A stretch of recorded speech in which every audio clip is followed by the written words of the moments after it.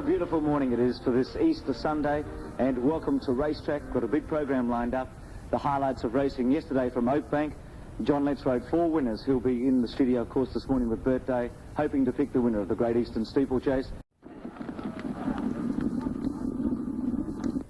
congratulations, John Letts, 4 winners yesterday. Great performance. Yes, Bert, it was a good day up there yesterday, and I'm sure it's going to be a great day there tomorrow too. It's something, you know, Oakbank twice a year, and everybody looks forward to it. Wasn't the crowd fantastic yesterday? Oh, it was a great crowd, yes. It was great to see. And the pleasing thing about it with the computer tote there yesterday, John, it's going to make things much easier tomorrow with the bigger crowd. I understand yesterday by the 6th race they'd passed the previous Easter Monday's record by the 6th race on the Saturday yesterday with the computer tote. So that was fantastic, and the figure's wonderful. That was great to see. I think it's great for people up there, Bert, too, because they feel part of the action, don't they? Everybody's close to the horses. The kids love it. They're they're sitting just about on the running rail and the cars. Everybody's having a barbecue. It's a real family day out, isn't it? Holiday. It's a picnic, and with the weather as it is, it's 30 degrees yesterday. Looks like being 30 degrees tomorrow. So we should expect a record crowd, and I'd say going to Oakbank tomorrow, well, we left yesterday at 9 o'clock. You'd want to be away on the road by 8 o'clock in the morning, wouldn't you? Yes, you'd want to be away pretty early and take it easy on the road. The police look after things pretty well there. Just go where they tell you. You won't have any problems getting there. And if you want a bet with either the bookies or the tote, well, there'll be plenty of provision for you there. Computer tote is making things much easier. Once upon a time, the tote there, you'd look at the queues at Oakbank there and say, oh, not me, and you'd wander somewhere else. But it's going to be a lot easier with the computer tote, and there's plenty of accommodation with the bookies too, so you'll be able to have a wager on whatever you prefer.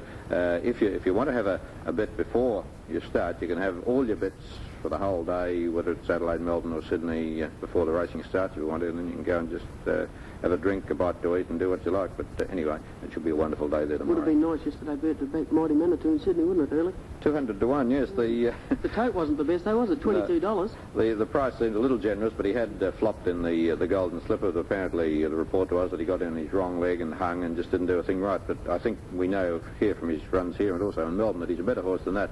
But I think maybe about 33 to 1 might have been his price, but 200 1 seems a little bit generous. Bert, I don't think you can make any excuses for the 2 favourites behind him, Musquet and the good horse Grosvenor, because they had the chance to beat him from the turn home, and they just weren't good enough to beat him. And he looked himself as if he was hanging around the home turn and on the wrong leg again, Mighty Manitou, but he was just too good on the day. On the line he was going away, so, well, he might be a top-class colt now, mightn't he? We might have underestimated the horse. Well, that could be. He's obviously making headway. Grosvenor, question mark, and, well, Musquet, you know, 6 out of 7 wins before yesterday, but he was disappointing, so perhaps he's not going to go much further than 1,200 metres. Grosvenor looks as though he will. I still think that Grosvenor will turn out to be a Derby-type horse, you know, eventually, John. At the moment, he just seems a problem for his jockey, doesn't he? 1 week he has to be ridden up, and then in the Golden Slipper, of course, he got back a long way through interference early in the race, and then yesterday Peter Cook had him up close, and things don't just seem to be working out right for him at the moment. But as you say, I think he will be a Derby colt, and this time when the Derby comes around, Melbourne Cup time now, I think you'll see Grosvenor, you know, one of the best horses in the land. And you'll probably get a truly run race, which the race yesterday may not have been, so perhaps we can't really condemn Grosvenor and Musquet right out of hand. Okay, let's go to Caulfield yesterday, where the... You've claimed them in a stride. Linsin can't go on with it today. Sarotti's running on fairly well at the head of the others. Paraparap and Amala come away to fight it out from Sarotti. The whips are cracking. Paraparap just in front of Amala with 50 metres to go. And Paraparap's going on to score by about a half neck to Amala. Sarotti, a great run. The 9 events yesterday at Oakbank, a great crowd around about the 40,000 mark, which is, I think, is about a near record for a Saturday. And as John said before, I think it certainly augurs well for tomorrow. With beautiful weather again, I think we're going to have a real bumper crowd. John, you 4 winners yesterday. Is that the best you've done at Oakbank? At Oakbank it is. 3 was, I've ridden 3 there a few times, but yesterday 4 was my best, and after I'd won the first 3, I did think I could win 5 races through the day, but of course the next 2 got beaten, and Northern Waters won and made it 4, which was, you know, made it quite a good day then.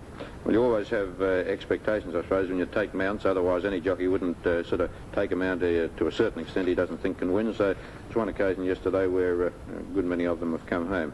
But I don't think I've ever seen the track look as good, do you? You know, as far as the running surface itself, and to ride on it yesterday was the best, one of the best that I think I've ever ridden up there on the track the way. Well, I think they've equalled 1 record and broken 3 others, so it certainly speaks for itself. It does too, and you know, the running surface itself where the horses race, that's the main part of the track, and that's excellent at the moment. Looking at the trials there on Monday, they were just getting into it a little bit.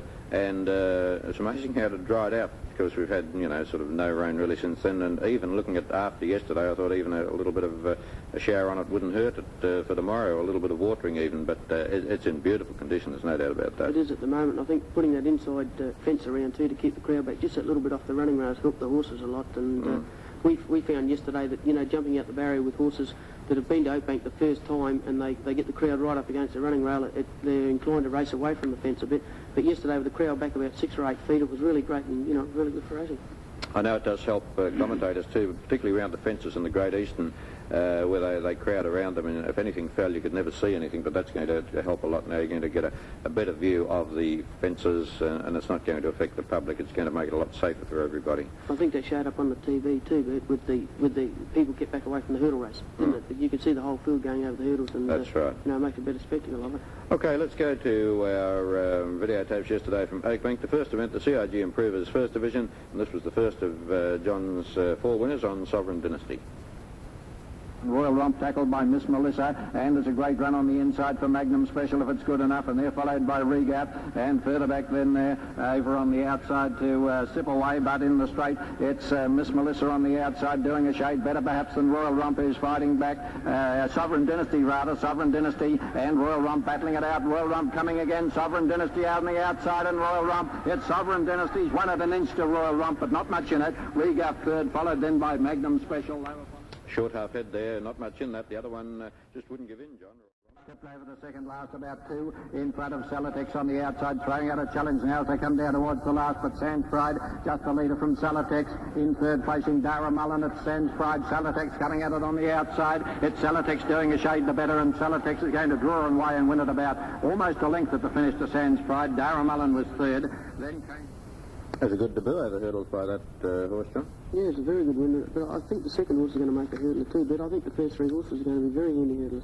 Yes, Sands Pride looked to have it won everywhere, just wilted in the last little bit, and Dara Mullen was a good run. Dean, apparently, according to his trainer, doesn't handle a firm track as well as he does a rain-affected track, and he was a bit disappointing back in fifth placing. Valesque in front from New Sign, and Valesque has got it well won, and coming down towards the line, Valesque will win it nicely. Valesque first, New Sign second, good race for third, with a beach run third in front of Landers Corner. Jump to third last, and the leader here, Wainyui and Glamarth still together. Glamarth and Wainyui cleared it together. Wainyui put his head in front momentarily on the flat. Here's the second last. Glamarth on the outside, and Wainyui jumped it together. They're about 5 in front of Flying Knox, and then a couple of Moravian and about 4. Then to Don Ruin, and further back to Fine Advice, Rochelle Zolo. But into the straight one, fence to jump at about the 200-metre mark. Glamarth and Wainyui absolutely locked together, jumped it together, and they're clear from Moravian on the inside, and Flying Knox and Don Ruin. It's Wainyui on the flats, got narrow lead from Glamarth. Moravian plugging on the inside will beat the both of them. Moravian steaming home on the inside, gets up on the inside of Wainyui and coming away, and Moravian's won the Vondusa. Second Wainyui, third Flying Knox. Then came Don Ruin. Well, Johnny's not engaged in the Great Eastern tomorrow, and no doubt the connection's a little bit sorry he isn't. Yeah, I think he'd have been very hard to beat in the race. The Vondusa's always been a great lead up and a good guide to the Great Eastern, and the way he won yesterday, he must have been very hard to beat. Yes, well, he has won over fences down in the southeast, and obviously got a little bit of promise, that's for sure. Bert last year, Mark Kavanagh incidentally took that spectacular fall last year in the hurdle race, so how your fortunes can change, can't they? He nearly won the big double yesterday, but last year he took that spectacular fall in front of the grandstand, and then yesterday he won the Vondusa. Oh, well, he's riding very well at the moment. He certainly is. Fivazano going up to tackle with Tiger Eye Rough Harmony, and he's daring on the outside, about 2 or 3 in line. Fivazano's got the head in front, he's starting to pull away from Malahat Mountain, and Fivazano's got it well won. Fivazano goes down the line to win it a length to Malahat Mountain. Raymond Prospect third. Brashley showing no signs of stopping with 100 metres to go. Talisade can't do any better, and Brashley's going to go down the line and win it nicely. Brashley first, about 2.5 lengths to Talisade, about 4 lengths away third. Judges pick. They're followed by Northern Waters and Bob's Bazaar down the outside. Belson's Bank still in front, tackling it on the outside. Northern Waters is swamping them on the outside, and Northern Waters starting to race away. He'll win it easily. Northern Waters coming away to win it well. Northern Waters first. Great run for the Miners. Dealer's Choices run second. Bob's Bazaar third. They were followed. Sprinted home like the Newmarket favourite, John. He did, Bert. He worked very well this week, and we did expect him to win the race yesterday. Dealer's Choice plugged on, and I thought a great run there really by Belson's Bank the hurdler. I thought that was a great trial for the Harry D. Young tomorrow. He must be a great chance in the race, and because he goes into something he likes.